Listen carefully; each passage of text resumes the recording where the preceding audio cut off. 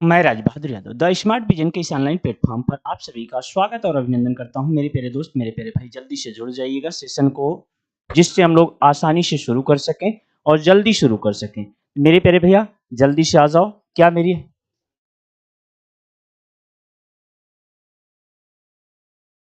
आवाज आ रही है आपको?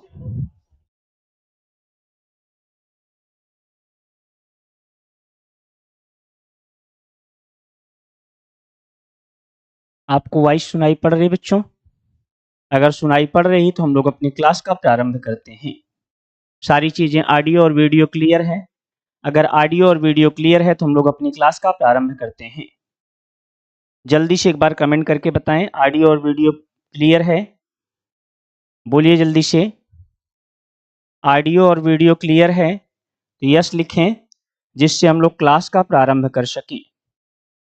चलिए, आज के सेशन का पहला क्वेश्चन आपके स्क्रीन पे लेके आऊं। आज के सेशन का पहला क्वेश्चन आपके स्क्रीन पे लेके आऊं मैं।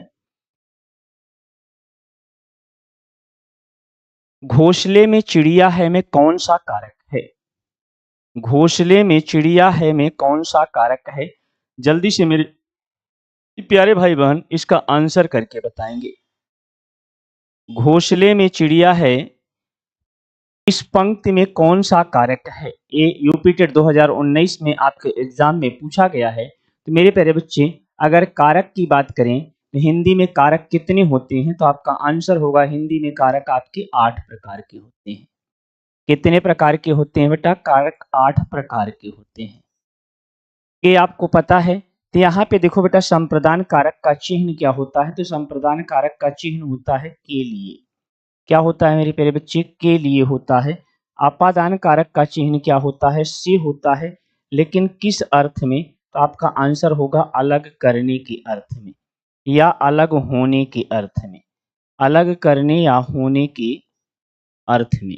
संबंध का क्या चिन्ह होता है? तो आपका आंसर होगा का के की। क्या होता है मेरे प्यारे बच्चे? का के की। और क्या होता है? तो आपका आंसर होगा रा रे री। क्या होगा मेरे प्यारे बच्चे? रा रे री। अधिकरण कारक का चिन्ह क्या होता है? में और पर। क्या होता है मेरे प्यारे बच्चे? में और पर। अब यहाँ पे घोंसले में, कहाँ पे मेरे प्यारे बच्चे? घोंसले में किस कारक का चिन्ह है? तो आपका आंसर होगा, ये हमारा अधिकरण कारक है। कौन सा कारक है बच्चों? अधिकरण कारक है। आपने भी आंसर लगाया क्या? आपने भी यही आंसर लगाया है क्या? अगर लगाया है तो आपका आंसर बहुत ही लाजवाब है मेरे प्यारे दोस्त। क्या है? आपका आंसर बहुत ही लाजवाब है। आ जाओ अगले प्रश्न की तरफ बढ़ते हैं हम लोग। अगला प्रश्न है, यहाँ पे 2 और 3 के आंसर करने हैं। क्वेश्चन नंबर 2 और 3 के आंसर करने हैं। किसके आधार पे करने हैं? इस गद्यांश के आधार पे करने हैं। किसके आधार पे करने हैं मेरे प्यारे बच्चे? गद्यांश के आधार पर करने हैं। गांधीवाद में राजनीतिक और आध्यात्मिक तत्वों का समन्वय मिलता है। किस वाद में मेरे प्यारे बच्चे? तो आपका आंसर होगा गांधीवाद में। गांधीवाद में किसका समन्वय मिलता है? तो आपका आंसर क्या होगा? राजनीतिक और आध्यात्मिक तत्वों का समन्वय मिलता है। यही इस वाद की विशेषता है। यही इस वाद की विशेषता है। तो मेरे प्यारे बच्चे, राजनीतिक और आध्यात्मिक, ये पॉइंट आप इंपॉर्टेंट कर लेना, अंडरलाइन कर लेना। आज संसार में जितने भी वाद प्रचलित हैं वह राजनीतिक क्षेत्र में सीमित हो चुके हैं। आज संसार में जितने भी वाद प्रचलित हैं वह किस क्षेत्र में सीमित हो चुके हैं? राजनीतिक क्षेत्र में सीमित हो चुके हैं। आत्मा से उनका संबंध विच्छेद होकर केवल बाह्य संसार तक उनका प्रसार रह गया है। आत्मा से उनका संबंध विच्छेद हो गया है। किससे संबंध विच्छेद हो गया है भाई? आत्मा से उनका संबंध विच्छेद होकर केवल बाह्य संसार तक उनका प्रसार रह गया है। मन की निर्मलता और ईश्वर की निष्ठा से आत्मा को शुद्ध करना गांधीवाद की प्रथम आवश्यकता है। किससे बेटा? मन की निर्मलता, किससे? और ईश्वर की निष्ठा से आत्मा को शुद्ध करना गांधीवाद की प्रथम आवश्यकता है। ऐसा करने से निस्वार्थ बुद्धि का विकास होता है और मनुष्य सच्चे अर्थों में जन सेवा के लिए तत्पर हो जाता है। गांधीवाद में सांप्रदायिकता के लिए कोई स्थान नहीं है। इसी समस्या को हल करने के लिए गांधी जी ने अपने जीवन का बलिदान कर दिया। गांधी वाद में किसका स्थान नहीं है? सांप्रदायिकता के लिए कोई स्थान नहीं है। आइए इस पर आधारित प्रश्न देखते हैं। उपेंद्र जी नमस्ते भैया। चलिए यहाँ पे पहला आगे प्रश्न है, उपयुक्त गद्यांश के आधार पे बताइए कि संसार के सारे वाद सीमित हैं। संसार के सारे वाद सीमित हैं। यहाँ पे देखो बेटा, आज संसार में जितने भी वाद प्रचलित हैं वह राजनीतिक क्षेत्र में सीमित हो चुके हैं। किस क्षेत्र में सीमित हो चुके हैं? तो आप बताएंगे यहाँ पे धर्म तक, सांप्रदायिकता तक, राजनीतिक क्षेत्र तक। तो अगर आपका आंसर होगा राजनीतिक क्षेत्र तक सीमित हो चुके हैं, तो यही आपका राइट आंसर होगा। क्या होगा बेटा? राइट आंसर होगा। अगला प्रश्न इसी गद्यांश पे आधारित है। उपर्युक्त गद्यांश में गांधीवाद का आधार किसे बताया गया है? तो मेरे प्यारे बच्चे, गांधीवाद का आधार किसे बताया गया है? इस प्रश्न से देखो, गांधीवाद में राजनीतिक और आध्यात्मिक तत्वों का समन्वय मिलता है, यही इस वाद की विशेषता है। तो मेरे प्यारे बच्चे यहाँ पे आंसर कर दो।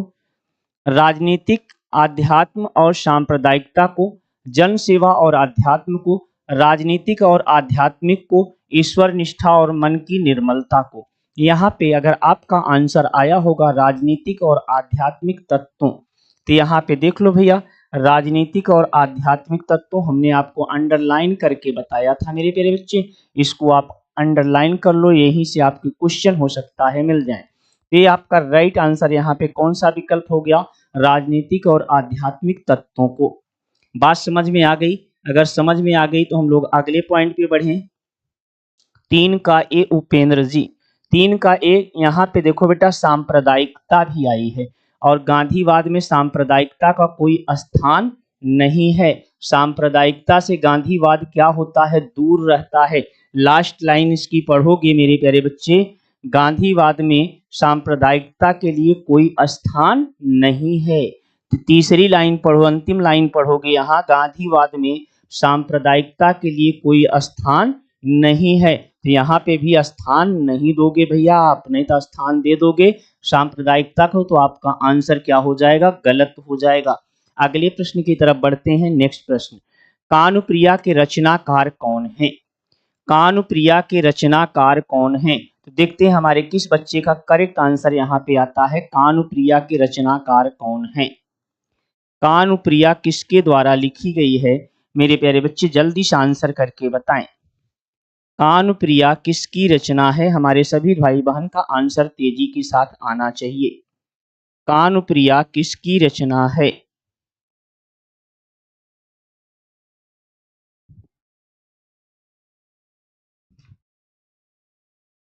देखते हैं किस बच्चे का करेक्ट आंसर आता है।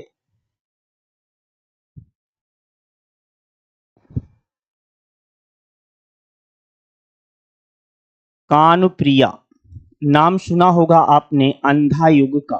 किस युग का मेरे प्यारे बच्चे? अंधा युग। अंधा युग उन्हीं की प्रसिद्ध रचना है जिसकी रचना का नाम है कानुप्रिया। 7 गीत वर्ष, ठंडा लोहा, 7 गीत वर्ष, गीत वर्ष, इसके अतिरिक्त ठंडा लोहा,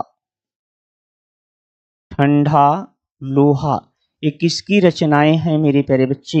ये सब की सब रचनाएं धर्मवीर भारती जी की हैं। किसकी हैं? धर्मवीर भारती की हैं। अगर आपने भी लगाया होगा तो आपका राइट आंसर है। क्या लगाया होगा बेटा? आपने भी धर्मवीर भारती लगाया होगा तो आपका राइट आंसर है। 4 का सी। क्वेश्चन नंबर 5, प्लुत स्वर कौन सा है? आपको जल्दी से बताना है यहाँ पे प्लुत स्वर कौन सा है। यहाँ ओम में प्लुत स्वर है, इस ओम में है, इस ओम में है, या ओम में है। प्लुत स्वर का प्रयोग कहाँ पे प्रयोग किया गया है? तो मेरे प्यारे बच्चे ओ आपकी कितनी मात्रा वाला स्वर है? 2 मात्रा वाला स्वर है। इसको अगर बढ़ाना हो, इसकी 3 मात्रा कर देनी हो, कितनी मात्रा कर देनी हो? तो 3 मात्रा कर देनी हो, तो आप हिंदी के 3 का प्रयोग कर देते हो। किसमें लगा है? यहाँ पे आपका लगा है ओम। तो यही पे बी विकल्प आपका राइट आंसर है। कौन सा विकल्प राइट आंसर है? बी विकल्प। ये किसके आधार पे प्लुत स्वर है? तो आप याद रखिएगा, मात्रा के आधार पे स्वर है। किसके आधार पे स्वर है मेरे प्यारे बच्चे? मात्रा के आधार पे स्वर कितने प्रकार के होते हैं? मात्रा के आधार पर स्वर कितने प्रकार के होते हैं? तो आपका आंसर होगा 3 प्रकार के होते हैं। ये 3 प्रकार कौन-कौन से हैं? एक को हम हर्ष स्वर कहते हैं, दूसरे को क्या कहते हैं? दीर्घ स्वर कहते हैं और तीसरे को क्या बोलते हैं बेटा? प्लुत स्वर बोलते हैं। हर्ष स्वर, दीर्घ स्वर, तीसरा आपका प्लुत स्वर। लेकिन जब इसको मात्रा में हम बदलते हैं, तो मात्रा में हमारा हो जाता है क्या? एक मात्रिक स्वर।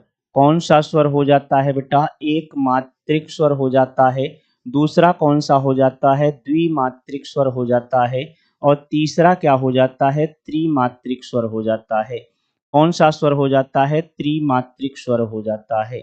एक मात्रिक स्वर, द्विमात्रिक स्वर और त्रिमात्रिक स्वर, ये 3 प्रकार के हो गए। एक मात्रिक, द्विमात्रिक स्वर और त्रिमात्रिक स्वर।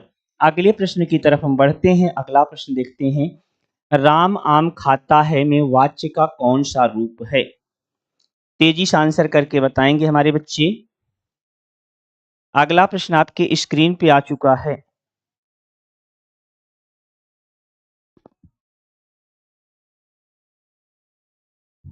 तेजी से आंसर करेंगे।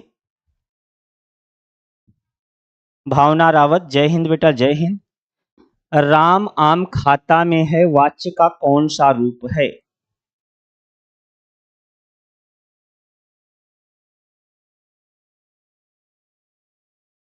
यहाँ पे मेरे प्यारे बच्चे देखते हैं हमारे किस बच्चे का करेक्ट आंसर आता है। इसे उभयवाच्य कहते हैं, कर्मवाच्य कहते हैं, भाववाच्य कहते हैं या कर्तृवाच्य कहते हैं। तो मेरे प्यारे दोस्त, वाच्य, वाच्य का अर्थ क्या होता है? तो आपका आंसर होगा, वाच्य का अर्थ होता है बोलने का विषय। क्या होता है मेरे प्यारे बच्चे? बोलने का विषय। वाच्य का शाब्दिक अर्थ क्या है? बोलने का विषय। वाच्य कितने प्रकार के होते हैं? तो आप बताएंगे 3 प्रकार के होते हैं। एक को हम क्या कहते हैं बेटा? कर्तृवाच्य कहते हैं। और दूसरे को क्या कहते हैं? कर्मवाच्य कहते हैं। और तीसरे को क्या बोलते हैं? भाववाच्य बोलते हैं। कर्तृवाच्य, कर्मवाच्य और भाववाच्य, ये वाच्य आपके 3 प्रकार के मिल गए। अब देखो, कर्तृवाच्य में किसकी प्रधानता होती है? कर्ता के अनुसार क्रिया प्रयुक्त होती है। कर्मवाच्य में क्रिया किसके अनुसार होती है? कर्म के अनुसार होती है। भाववाच्य में ना तो कर्ता के अनुसार होगी, ना ही कर्म के अनुसार होगी। तो यहाँ पे देखो बेटा, आम के अनुसार क्रिया है या राम के अनुसार क्रिया है? तो भक्षण कौन कर रहा है? तो राम कर रहा है। तो कर्तृवाच्य का उदाहरण है। किस वाच्य का उदाहरण है मेरे प्यारे बच्चे? कर्तृवाच्य का उदाहरण है। अगर ए विकल्प आपने भी लगाया होगा तो आपका करेक्ट आंसर है कुमारी कविता। गुड इवनिंग सर जी, गुड इवनिंग बेटा। चलिए अगले प्रश्न पे आ जाए। अगला प्रश्न है, कह रहा है रहीमन पानी राखिए बिन पानी सब सून। रहीमन पानी राखिए बिन पानी सब सून, पानी गए न उबरे मोती मानुष चून। यहाँ के पानी, देखो बेटा, पानी पहली पंक्ति दे के दे देगा बेटा, रहीमन पानी राखिए बिन पानी सब सून। तो एक ही पानी का अर्थ जल ही है। लेकिन अब तीसरे में आ जाओ, पानी गए न उबरे मोती मानुष चून। यहाँ पे जो पानी शब्द लिखा गया है, इसके किसके किसके लिए हैं? पानी गए न उबरे, कौन कौन नहीं उबर रहा है मेरे प्यारे बच्चे? एक तो आपके मोती के विषय में कहा जा रहा है, दूसरा मानुष के विषय में कहा जा रहा है, तीसरा चून के विषय में कहा जा रहा है। तो यहाँ पे देखो बेटा, मोती से अगर पानी निकल जाए तो इसकी चमक समाप्त हो जाती है। क्या चमक समाप्त हो जाती है? चमक समाप्त हो जाती है। यहाँ मानुष के संदर्भ में क्या है? अगर चौराहे पे किसी को आप 4 लाफा मार दो, 4 हाथ मार दो और गली में आके हाथ जोड़ो, तो क्या उसकी इज्जत वापस आएगी? तो नहीं आएगी। चून का यहाँ पे 2 आशय होता है बेटा, एक होता है आटे की लोई और दूसरा होता है चूना। क्या होता है मेरे प्यारे बच्चे? चूना। तो अगर चूना से या आटे की लोई से जल को समाप्त किया कर दिया जाए, तो क्या ये पुनः से उस स्थिति में आएंगे? तो आप कहेंगे नहीं आएंगे। तो यहाँ पे एक शब्द में अनेक अर्थ चिपके हैं। जहाँ पे एक शब्द में अनेक अर्थ चिपके होते हैं बेटा, उसे कौन सा अलंकार कहते हैं? तो आपका आंसर होगा, उसे हम श्लेष अलंकार कहते हैं। तो चलिए, ये नोट हो गया मेरे प्यारे बच्चे, कर लिया आपने। तो अगले प्रश्न की तरफ हम लोग बढ़े भाई। अगले प्रश्न पे आ जाओ भाई। कह रहा है निम्नलिखित में से कौन सा शब्द शुद्ध है। यहाँ पे ए अंक शुद्ध है, ए चांद शुद्ध है, अंगना शुद्ध है, आंख शुद्ध है।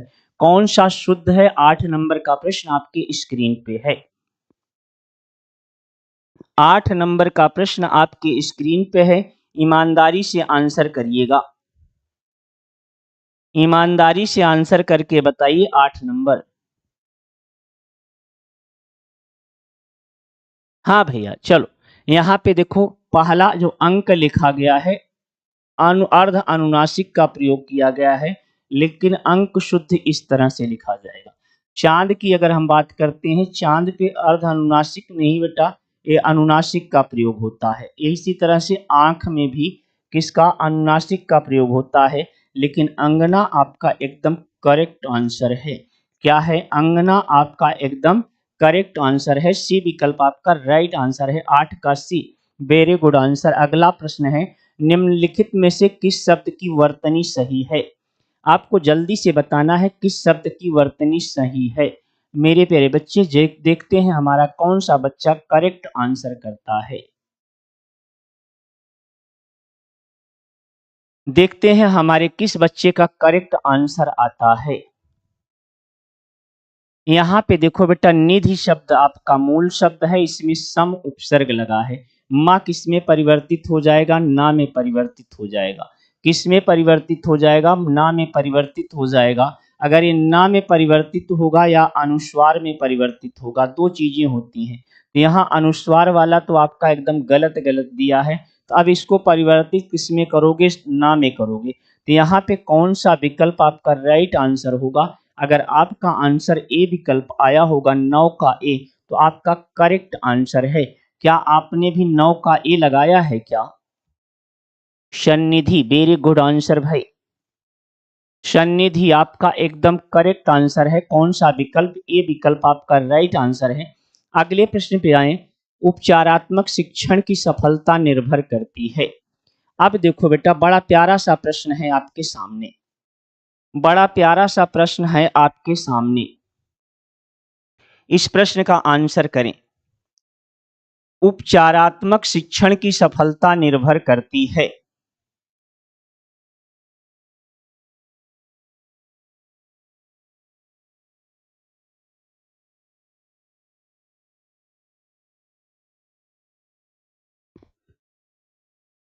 उपचारात्मक शिक्षण की सामग्री पर, समय और अवधि पर, भाषिक नियमों के ज्ञान पर, समस्याओं के कारणों की सही पहचान पर।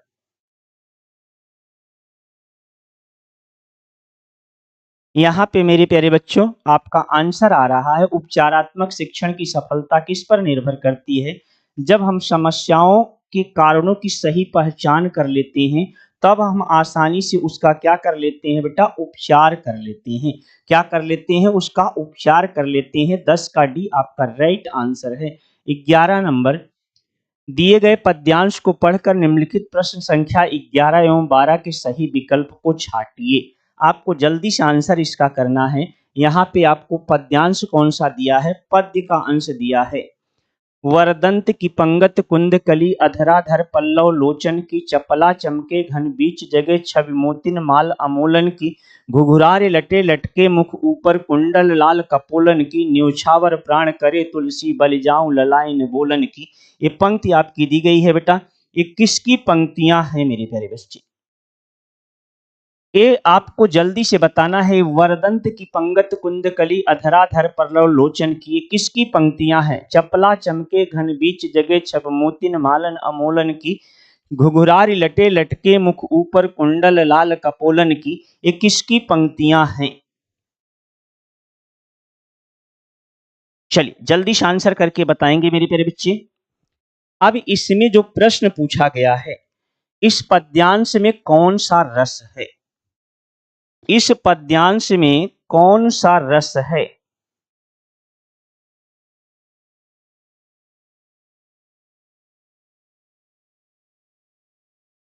इस पद्यांश में कौन सा रस है? उपेंद्र गाजीपुर, तुलसीदास की पंक्तियां हैं। हाँ मेरे प्यारे बच्चे, तुलसीदास की कवितावली से ली गई हैं। किससे हैं? तुलसीदास की कवितावली की पंक्ति है। किसकी पंक्ति है बेटा? ये तुलसीदास की कवितावली की बड़ी ही प्रसिद्ध पंक्ति है। इसमें कौन सा रस है ये पूछा है।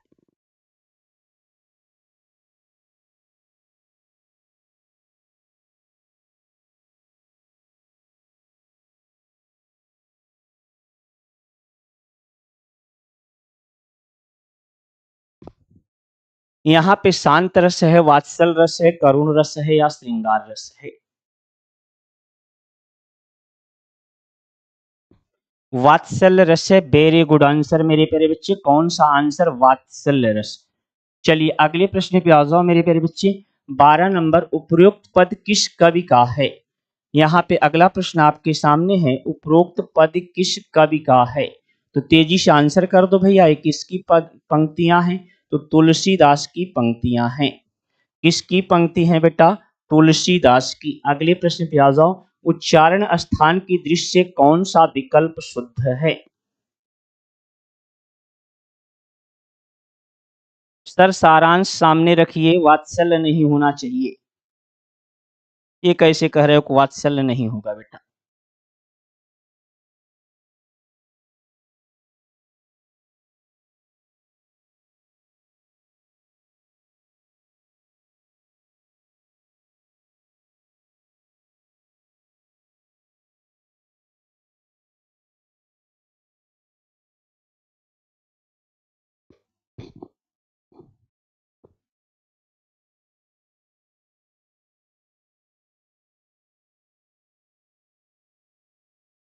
वात्सल रस को कोई गलत ठहरा ही नहीं सकता मेरे प्यारे बच्चे।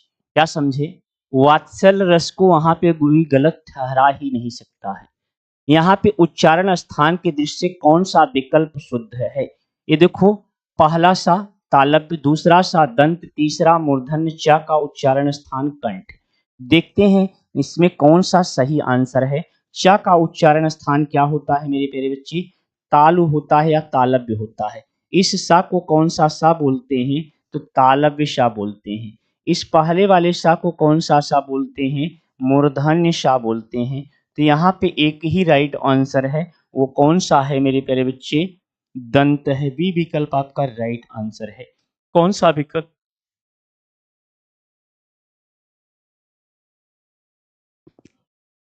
अगले प्रश्न पे आ जाओ। निम्नलिखित में से कौन सा कथन अशुद्ध है? आपको जल्दी से आंसर करके बताना है। विसर्ग का उच्चारण कंठ वर्ण है। विसर्ग क्या है? कंठ वर्ण है। हिंदी में ज्ञा का उच्चारण परंपरा से भिन्न हो गया है। दो महाप्राण व्यंजनों, किसकी बात कर रहा है बेटा? दो महाप्राण व्यंजनों का उच्चारण एक साथ हो सकता है। 6 संयुक्त व्यंजन है। तो बेटा 6 तो ये संयुक्त व्यंजन है। दो महाप्राण व्यंजनों का उच्चारण एक साथ हो सकता है। तो भैया दूसरा वर्ण ख है। ख के साथ घ का उच्चारण कर लो। इसके अलावा छ, झ कर लो। क्या इसका उच्चारण हो सकता है? ट, ठ। ठ के साथ ड कर लो, इसका उच्चारण हो सकता है। त, थ, द, ध, इसका उच्चारण हो सकता है। प, फ, ब, भ। तो बेटा ये उच्चारण हो सकता है क्या इनका एक साथ?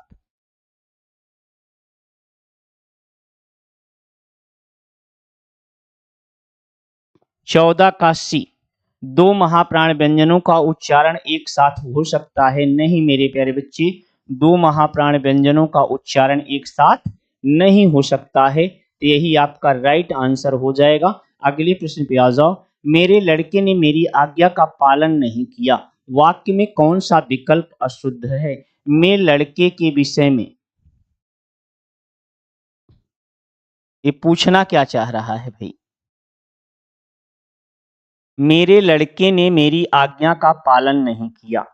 यहाँ पे लड़के के विषय में पूछा गया है। लड़के के विषय में, लड़के एक वचन है, एक कर्ता है, पुल्लिंग है, बहुवचन है।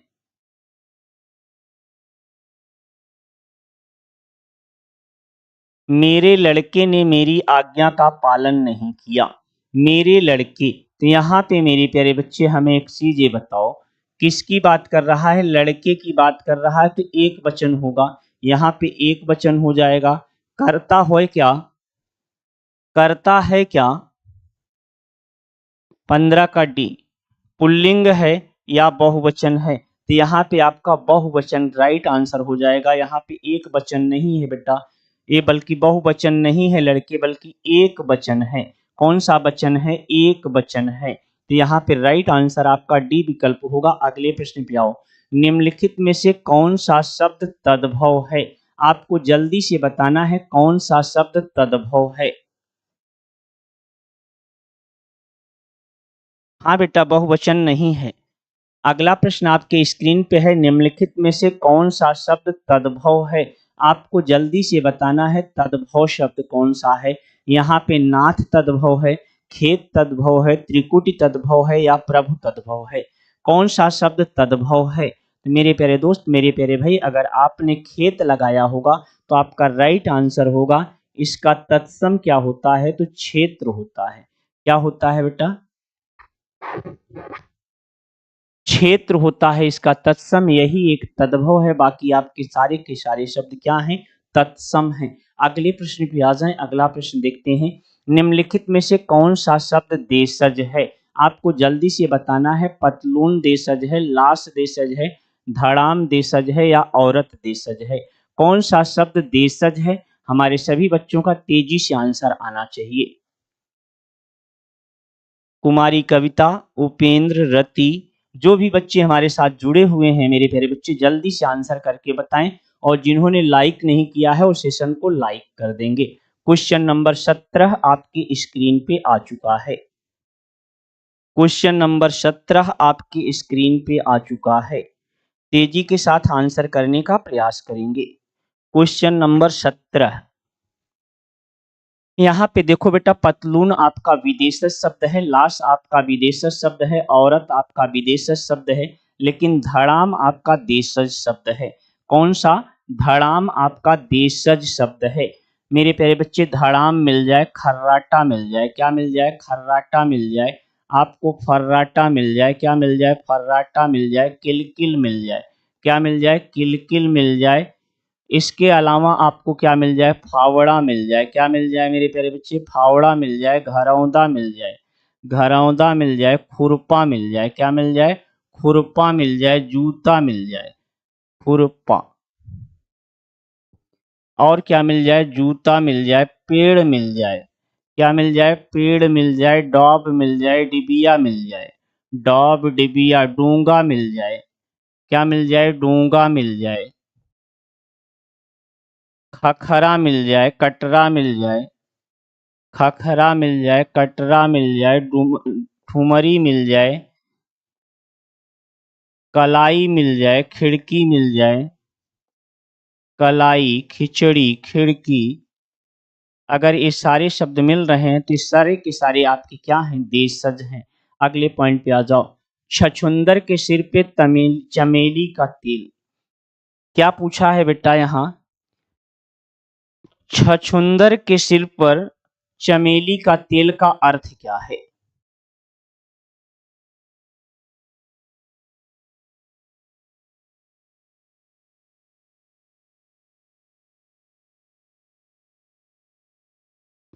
छछूंदर के सिर पर चमेली का तेल का अर्थ क्या है? 18 का सी।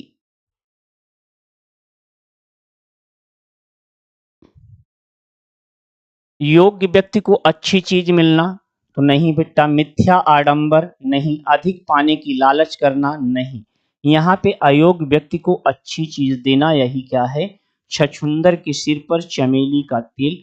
ए सी विकल्प आपका राइट आंसर है। 19 नंबर आपके सामने आ गया है। आपको बताना है ऋग्वेद का संधि विच्छेद क्या है। ऋग्वेद का संधि विच्छेद क्या है? तेजी के साथ आंसर करके बताएं। हाँ बेटा, फावड़ा को फरसा ही कहा जाता है। जल्दी से आंसर करके बताएं, ऋग्वेद का संधि विच्छेद क्या है? तेजी से हमारे बच्चे आंसर करके बताएंगे ऋग्वेद का संधि विच्छेद क्या होता है। मेरे प्यारे बच्चे, ग है, ग कोई स्थान पे पहला वर्ण ले आ दो। क्या है? ये ऋग है, दूसरी तरफ क्या है? वेद है।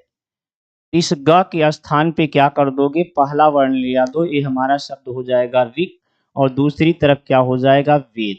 पहले वर्ण का तीसरे वर्ण में परिवर्तन किस संधि के अंतर्गत? व्यंजन संधि के अंतर्गत। किस संधि के अंतर्गत मेरे प्यारे बच्चे? व्यंजन संधि के अंतर्गत है। किस संधि के अंतर्गत है? व्यंजन संधि के अंतर्गत है। यहाँ पे कौन सा विकल्प आपका राइट आंसर हो जाएगा? ये वी विकल्प आपका करेक्ट आंसर है। 19 का बी आपने लगाया क्या? 19 का बी लगाया क्या? चलिए बी लगाया तो करेक्ट आंसर। आप बीती शब्द में समास है। जल्दी से आंसर करेंगे। आप बीती शब्द में कौन सा समास है?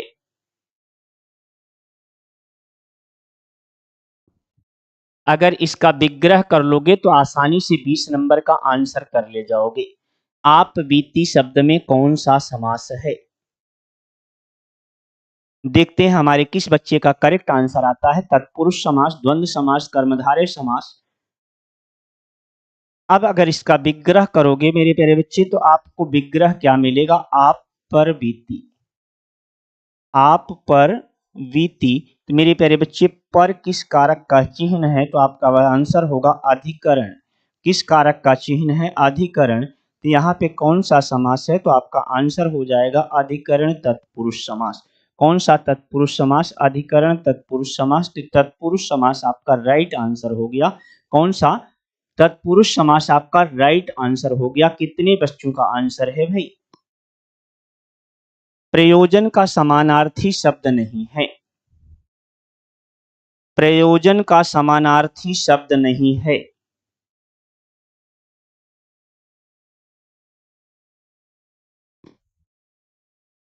मेरे प्यारे बच्चे प्रयोजन किसे कहते हो? उद्देश्य को कहते हो, हेतु को कहते हो, लक्ष्य को कहते हो, नियोजन को कहते हो।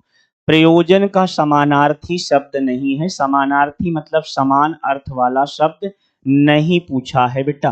प्रयोजन का अर्थ क्या होता है? आपका उद्देश्य भी होता है, प्रयोजन का अर्थ हेतु भी होता है, प्रयोजन का अर्थ लक्ष्य भी होता है, लेकिन क्या नहीं होता है मेरे प्यारे दोस्त? तो आपका आंसर होगा डी विकल्प हमारा करेक्ट आंसर है। नियोजन नहीं होता है। क्या नहीं होता है भाई? नियोजन नहीं होता है। मकसद और अभिप्राय। क्या मेरे प्यारे बच्चे? मकसद और अभिप्राय। ये भी दो प्रश्न आप नोट कर लीजिएगा। मकसद और अभिप्राय भी इस प्रयोजन का अर्थ होता है। अगला प्रश्न है ऋजु का विलोम शब्द क्या है? जल्दी से आंसर करके बताएं। ऋजु का विलोम शब्द क्या है?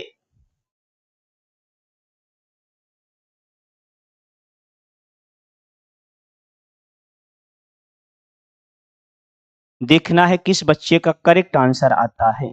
22 नंबर का प्रश्न आपके सामने है। ऋजु का विलोम शब्द क्या है? 22 का डी।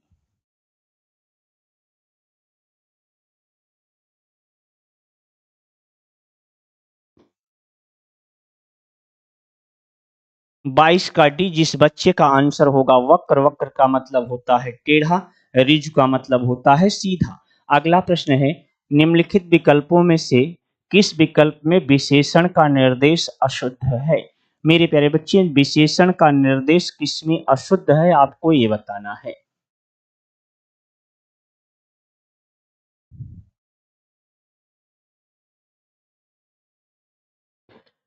देखते हैं हमारे किस बच्चे का करेक्ट आंसर आता है। क्वेश्चन नंबर 23 आपकी स्क्रीन पे है। निम्नलिखित विकल्पों में से किस विकल्प में विशेषण का निर्देश अशुद्ध है? किसमें अशुद्ध विशेषण का प्रयोग हो गया है भाई? 26 पूर्णांक बोधक। मेरे प्यारे बच्चे 26 है पूर्ण अंक है। आप कहेंगे हाँ सर ये पूर्ण अंक है। पूर्णांक बोधक पूर्ण अंक जिसमें होता है बेटा एकदम सही है। दूसरा पहला दूसरा एक क्रम है तो ये भी तो आपका एकदम सही है।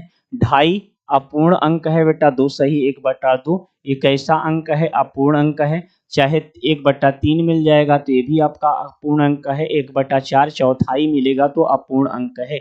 वह नौकर कोई विशेषण नहीं है। तो यहाँ पे नौकर की विशेषता बताई जा रही है भाई। किसकी विशेषता बताई जा रही है? नौकर की विशेषता बताई जा रही है। वह नौकर तो यहाँ पे सार्वनामिक विशेषण है। कौन सा विशेषण है मेरे प्यारे बच्चे? सार्वनामिक विशेषण यहाँ पे है। कौन सा विशेषण है? सार्वनामिक विशेषण यहाँ पे है। डी विकल्प आपका राइट आंसर हो जाएगा। अगला प्रश्न है 24। आप भला तो जग भला। क्या कह रहा है बेटा? आप भला तो जग भला वाक्य में सर्वनाम के किस भेद का बोध होता है? यहाँ पे संबंधवाचक सर्वनाम है, अनिश्चयवाचक सर्वनाम है, निजवाचक सर्वनाम है या प्रश्नवाचक सर्वनाम है? तो मेरे प्यारे बच्चे, आप भला तो जग भला यहाँ पे संबंध दर्शा रहा है, अनिश्चय का बोध करा रहा है, निजवाचक है या प्रश्नवाचक है? देखते हैं 24 का कौन सा बच्चा हमारा सही आंसर करता है। हमारे बच्चों का आंसर यहाँ पे निजवाचक सर्वनाम आ रहा है, एकदम करेक्ट आंसर है मेरे प्यारे बच्चे। सी विकल्प आपका राइट आंसर है। आप भला तो जग भला, अपना भला है, अपने की बात कर रहा है, तो यहाँ पे कौन सा सर्वनाम? निजवाचक सर्वनाम। 25 नंबर का प्रश्न है, निम्न में से कौन सा शब्द पुल्लिंग है? आपको जल्दी से बताना है इसमें कौन सा पुल्लिंग है। संतान, कढ़ी, चील, सरसों में कौन सा शब्द पुल्लिंग है?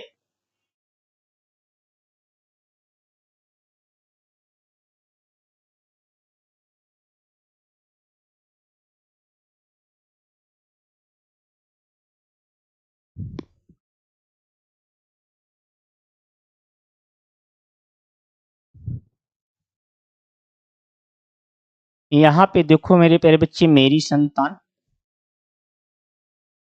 मेरी कढ़ी, मेरी चील, मेरा चील, मेरी सरसों, मेरा सरसों। देखते हैं हमारे किस बच्चे का करेक्ट आंसर यहाँ पे आता है। इस अनुसार तो आप नहीं कर पाओगे। तो मेरे प्यारे बच्चे, इसको कैसे देख के आप आंसरित कर सकते हो, त्वरित कर सकते हो? किस अनुसार से इसका उत्तर सही कर सकते हो? बोलो भाई, कैसे इसको उत्तरित करोगे कि आपका आंसर गलत नहीं होगा? चील पूछा है मेरे प्यारे बच्चे।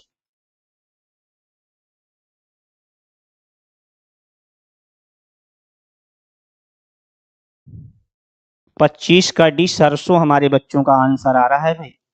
क्या आ रहा है? सरसों। किसने किसने सरसों लगाया है भाई?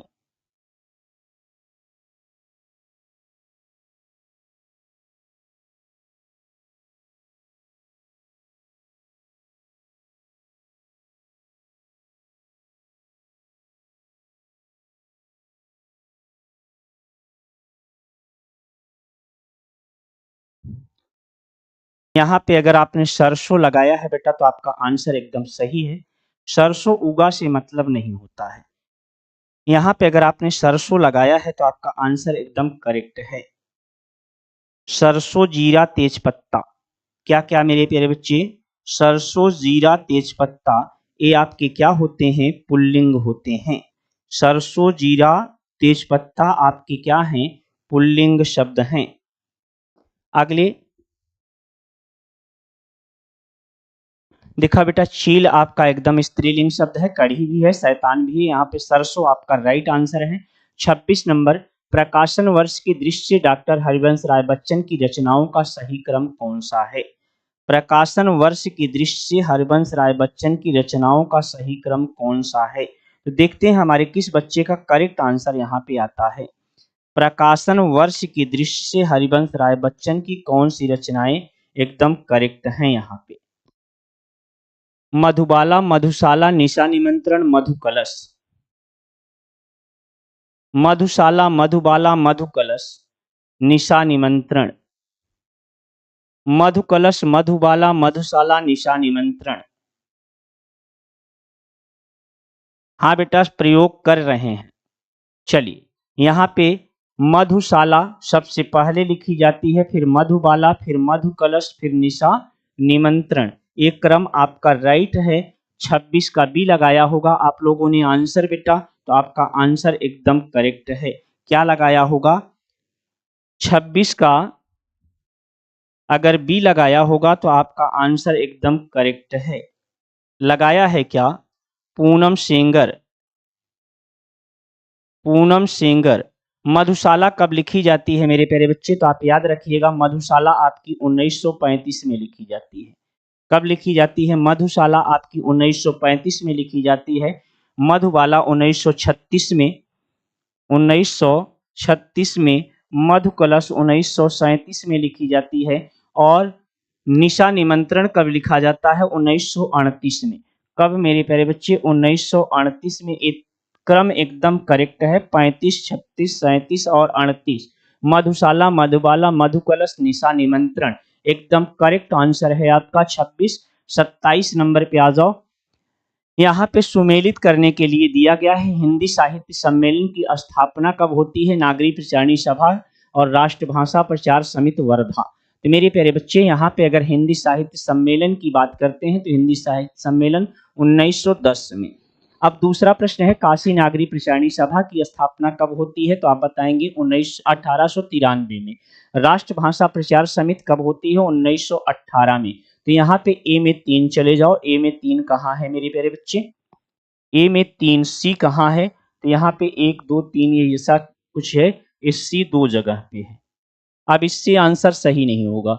बी में 1 चले जाओ, बी में ए यहीं पे है, और सी में क्या होगा? बी होगा। तो यहाँ पे है मेरे प्यारे बच्चे, यहाँ पे राइट आंसर कौन सा विकल्प? ए विकल्प आपका करेक्ट आंसर है। कौन सा विकल्प करेक्ट आंसर है? ए विकल्प आपका करेक्ट आंसर है। आप लोगों ने आंसर लगाया क्या? यास्मीन, प्रवीण, पूनम सेंगर, ये सारे बच्चे कहाँ थे आज भाई? इतनी देर से कहाँ थे आप लोग भैया? आ जाओ अगले प्रश्न पे आ जाओ। तुलसीदास के रचनाकार कौन है? 28 नंबर के प्रश्न का आंसर जल्दी से करके बताएंगे। तुलसीदास के रचनाकार कौन है? तुलसीदास के रचनाकार कौन है? तुलसीदास के रचनाकार कौन है? डॉक्टर रामविलास शर्मा है, केशवदास है, महादेवी वर्मा है, सूर्यकांत त्रिपाठी निराला है। तो देखते हैं हमारे किस बच्चे का करेक्ट आंसर आता है। 28 का डी। 28 का डी हमारे बच्चों का आंसर आ रहा है भाई। तुलसीदास निराला का क्या है बेटा? एक खंड काव्य है। क्या है? निराला का एक खंड काव्य है। इसमें कितने छंद हैं? कोई बच्चा हमारा बता देगा? पूनम बता देगी। तुलसीदास निराला का कैसा काव्य है? खंड काव्य है। तुलसीदास और कविता, दो बच्चे इसमें से हमारे बताने वाले हैं भैया। एक उपेंद्र को बता देना चाहिए इसमें, और दूसरा पूनम को बता देना चाहिए। उपेंद्र और पूनम, इन दोनों बच्चों को बता देना चाहिए निराला के इस तुलसीदास में खंड काव्य है, इसमें कितने छंद हैं? इसमें कितने छंद हैं? तो मेरे प्यारे बच्चे, इस खंड काव्य में 101 छंद हैं। कितने छंद हैं? 101 छंद हैं। ये टीजीटी का प्रश्न है मेरे प्यारे बच्चे। किसका प्रश्न है? टीजीटी का प्रश्न है मेरे प्यारे बच्चे। अगले प्रश्न पे आ जाओ। अन्या से अनन्या आत्मकथा किसने लिखी? आत्मकथा की बात आई है मेरे प्यारे बच्चे। अन्या से अनन्या आत्मकथा किसके द्वारा लिखी गई है? जल्दी से आंसर करके बताएं। अन्या से अनन्या किसने आत्मकथा लिखी है? हमारे सभी दोस्त, सभी भाई बहन का करेक्ट आंसर यहाँ पे आना चाहिए। अन्या से अनन्या किसकी आत्मकथा है? अन्या से अनन्या किसकी आत्मकथा है? जल्दी से आंसर करके बताएं। अन्या से अनन्या किसकी आत्मकथा है? किसी का आंसर आया क्या?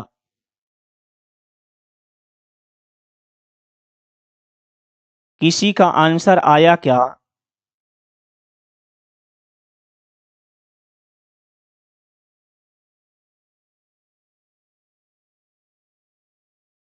प्रभा खेतान। क्या आंसर कर रहे हो भाई? प्रभा खेतान पे कितने लोग हैं? ये कब लिखी जाती है बेटा? जल्दी से आंसर करें। प्रभा खेतान आपका राइट आंसर मैंने मान लिया। ये कब लिखी जाती है? तो मेरे प्यारे बच्चे 2007 में। कब लिखी जाती है? 2007 में लिखी जाती है। अगले प्रश्न पे आओ। आज के सेशन का 30 नंबर, प्रभु जी तुम चंदन हम पानी किसका वाक्य है? किसका, किसकी पंक्तियां हैं? प्रभु जी तुम चंदन हम पानी किसकी पंक्तियां हैं? तो देखते हैं हमारे किस बच्चे का ये पंक्ति में सही आंसर आता है। प्रभु जी तुम चंदन हम पानी किसकी पंक्ति है? प्रभु जी तुम चंदन हम पानी किसकी पंक्ति है?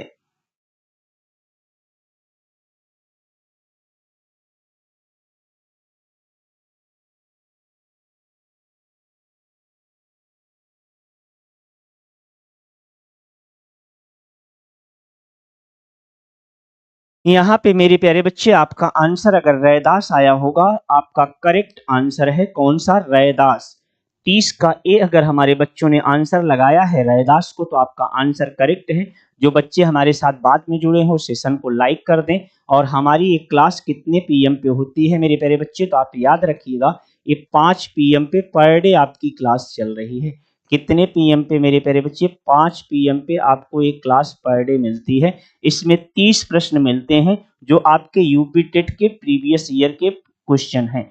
हमारे लिए यूपी टेट 2026 का प्राइमरी लेवल का, प्राथमिक लेवल का संघर्ष बैच स्टार्ट हो चुका है, जिसकी फीस थी 5500 रुपए, लेकिन अभी हम आपको एकदम निःशुल्क पढ़ा रहे हैं।